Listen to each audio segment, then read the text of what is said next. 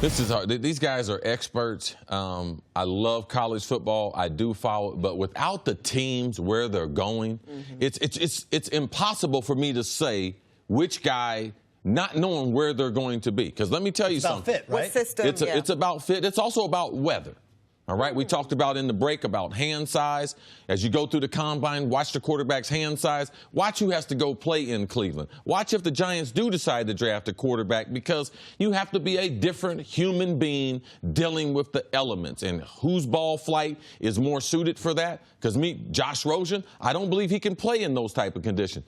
I believe Sam Darnold is ultimately a star. But Baker Mayfield is a player that I want to watch. If you look at a guy who started in college as a walk-on. No one's ever won the Heisman Trophy who started as a walk-on. A top 5 finisher in the Heisman Trophy.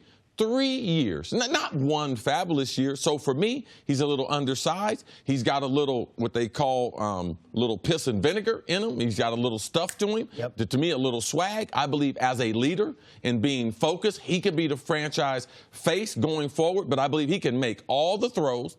I believe he's one of those guys who runs in one of those offenses where he will be successful. He will transfer that success from Oklahoma into the pro game, which we haven't seen a lot of people come from that style of offense have success. So Baker Mayfield is kind of my favorite. Sam Darnold, though, is a dude, and I do believe he will be the face of a franchise. Okay, I mean, like, obviously, I bow to CC in terms of his knowledge, because he's caught passes from some of the best, and he knows this game inside and out. We'll start with Mayfield. The question is, which one of these guys is he? You got the Russell Wilson, because he's undersized and arm strength and mobility, right? Or is he Johnny Manziel? And not just Manziel off the field, as he's had one off-the-field issue. There's obviously some ego stuff with could rub some people the wrong way. Everybody I know at OU says they love him, right? And I think the fact that he never lost a road game as quarterback at Oklahoma. And the teams he beat on the road. Right. Goes in and beats your boys in the shoe. Yeah, beats Oklahoma State on the road.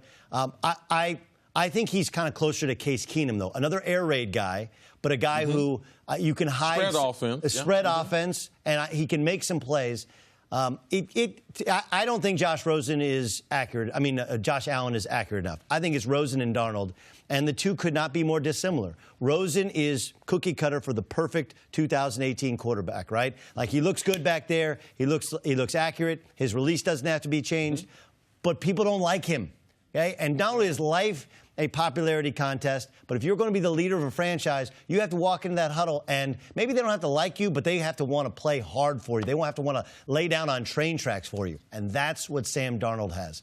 Darnold's team, if you watch them play UCLA, Rosen looked better at times, but Darnold just finds a way to win. And if I'm Cleveland, a franchise that have been mired in losing season after losing season after losing season, look, there's some things he has to clean up in terms of turnovers and reading a defense. And he played more of a high school offense than even a college offense at USC. But you pointed out, he's a dude. Right? Yes. He makes plays in the pocket. He can move the pocket. He can extend plays. He's got a great arm strength. Yes, his release is a little long, but it's not slow. And I prefer the neck-up evaluation that Sam Darnold can get along with people and can blend into the alpha room of not just the quarterback room, but an NFL locker room, more so than Josh Rosen, who checks almost every box with the exception of personality boxes. And I think that's a bigger part in what makes you successful. And the player that we talked about the least in Josh Allen, he probably has the biggest upside. Now, he's a modern-day cowboy. I mean, he's big, 6'5". He's like Ben Roethlisberger, or if he takes over, he has the skill set of a Joe Flacco, a little more athletic, but he can really throw the deep ball. Accuracy is a thing. Do people get more accurate once they get into the pro game? Only a few of them. So his inaccuracy, are people going to be able to coach him up? Now, one thing at the Senior Bowl, he was really inaccurate at the beginning of the week. But as the week progressed, he got a lot better, ended up being, as scouts would say, probably one of the most improved players there. So a lot of talent at the 4 quarterback positions. I believe that we see all 4 of them legitimate starters in the National Football League. Who do you think of these 4 guys, and I don't want to wish anything bad on any of these young men, might end up most likely to be a bust? I hate to do it, but I would just say Sam Rosen. Because for one, when you get to the National Football League, he's a Josh Rosen. He's a little undersized.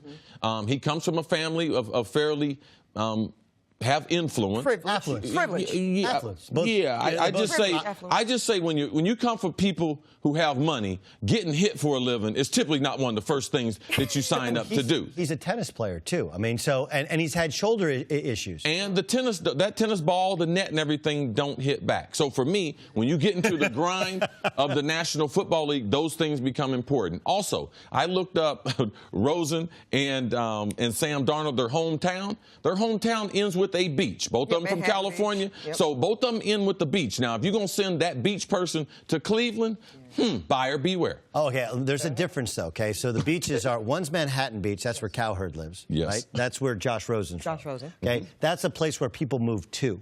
San Clemente, which is a beach town, which is where Sam Darnold's from. That's where people are from. It's much more blue collar, working class. It's working class. Energy. It's right next to an old, retired nuclear power plant. Right? It is not the garden. It's not Fresno or Bakersfield, but it's not the garden spot of.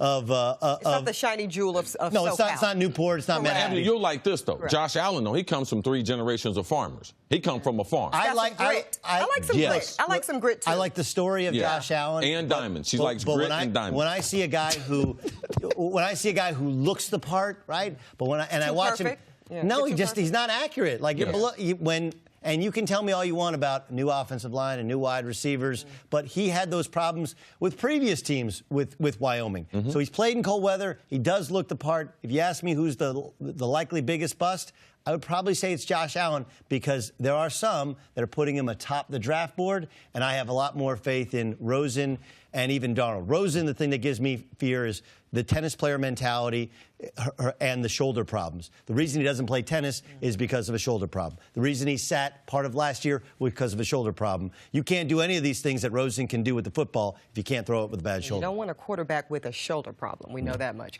Thanks for watching. Subscribe here to get the latest from the show. Also, be sure to check out more of the best clips from First Things First, or go watch a few segments from our other shows on FS1.